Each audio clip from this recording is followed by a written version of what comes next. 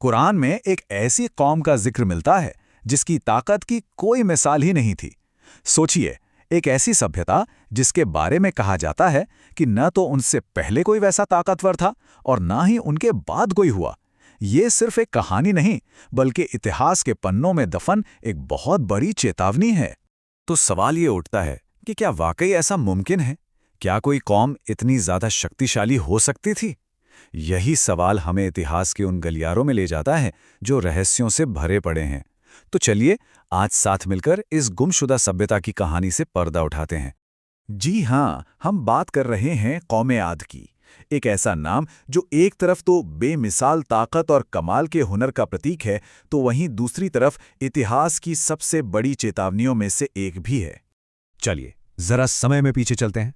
आज से लगभग 3 से 4 हजार साल पहले अरब के उस हिस्से में जिसे इरम यानी गुमशुदा शहर भी कहते हैं, ये सभ्यता फल फूल रही थी। लेकिन जो चीज इन्हें सबसे अलग बनाती थी वो सिर्फ इनकी इमारतें नहीं थी, बल्कि इनकी अपनी उम्र थी। मतलब जरा सोच कर देखिए, जहां आज 70-80 साल की उम्र को हम एक पूरी जिंदगी मान लेते हैं, वहीं आदम के लोग सैकड़ों साल जिया करते थे। ये अविश्वसनीय लंबी उम्र और उनकी बेहिसाब ताकत उन्हें उस जमाने की एक सुपर पावर बनाती थी जिसे कोई हरा ही नहीं सकता था। लेकिन बात सिर्फ उनके शरीर की ताकत तक ही नहीं रुकी थी। नहीं, उनका हुनर, उनकी कला और उनकी संस्कृति तो इससे भी कहीं ज्यादा हैरान करने वाली थी। ये कोई मामूली बात नहीं थी। वो लोग विशाल पहाड़ों को ऐसे तराशते थे मानो वो मिट्टी या मोम हों, और उनमें अपने रहने के लिए आलीशान महल और घर बना देते थे। यकीन मानिए, अगर आज उनकी बनाई कोई एक भी इमारत होती तो वो दुनिया के 7 नहीं 8 अजूबों में गिनी जाती। समझिए, अल्लाह ने उन्हें हर वो नेमत दी थी जिसकी कोई भी सभ्यता सिर्फ कल्पना ही कर सकती है। गजब की ताकत, सैकड़ों साल की जिंदगी, पहाड़ों को तराशने का हुनर और चारों तरफ बेशुमार दौलत और संसाधन। मतलब हर लिहाज से वो एक मुकम्मल और ताकतवर कौम थे।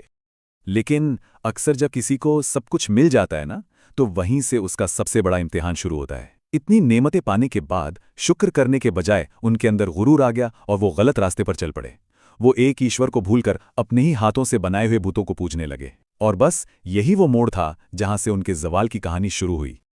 और देखिए, इतिहास का यही दस्तूर है।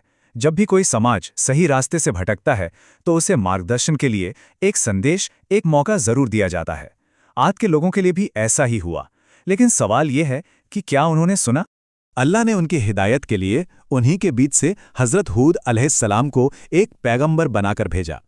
उनका पैगाम बिल्कुल साफ था, इस गलत रास्ते को छोड़ दो और सिर्फ उस एक खुदा की इबादत करो जिसने तुम्हें ये सब कुछ दिया है। पर अपनी ताकत के नशे में चूर आद के लोगों ने क्या किया? उन्होंने हज़रत हूद की बातों का मजाक उड़ाया और उन्हें मानने से साफ साफ इनकार कर दिया। उन्हें लगता था कि उनसे ज्यादा ताकतवर तो कोई है ही नहीं और उन्हें किसी की हिदायत की कोई जरूरत नहीं। और जब चेतावनी को अनसुना कर दिया जाए तो उसका नतीजा इतिहास का सबसे भयानक सबक बन जाता है। उनकी किस्मत अब हवा लिखने वाली थी। एक पल के लिए सोचिए, वो लोग जो खुद को जमीन पर सबसे ताकतवर समझते थे, जिन्हें पूरा यकीन था कि उन्हें कोई मिटा नहीं सकता, कि उनकी हुकूमत हमेशा रहेगी, उन्हें कुदरत की एक ऐसी ताकत ने तबाह कर दिया जिसे वो शायद बहुत मामूली समझते थे। एक भयानक, न रुकने वाली आंधी। और यही इस कहानी का सबसे चौंकाने वाला हिस्सा है। उन पर एक ऐसी भयानक आंधी भेजी गई जिसे कुरान में सरसर कहा गया है, एक चीखती बर्फीली हवा। ये कोई आम तूफान नहीं था। इन तेज हवाओं ने 7 रातों और 8 दिनों तक उस पूरी सभ्यता को ऐसे जड़ से उखाड़ फेंका जैसे वो खजूर के खोखले तने हों। नतीजा, सब कुछ खात्मा।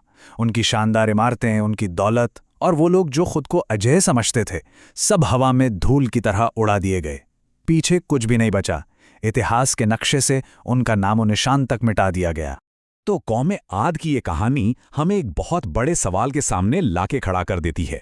आखिर किसी भी सभ्यता की असली ताकत का पैमाना क्या है? क्या वो उसकी ऊंची इमारतें और जिस्मानी ताकत है, या फिर उसके नैतिक मूल्य, उसकी विनम्रता और अपने बनाने वाले का शुक्र? आद की कहानी हमें सिखाती है कि असली ताकत गुरूर में नहीं, शुक्र में होती है।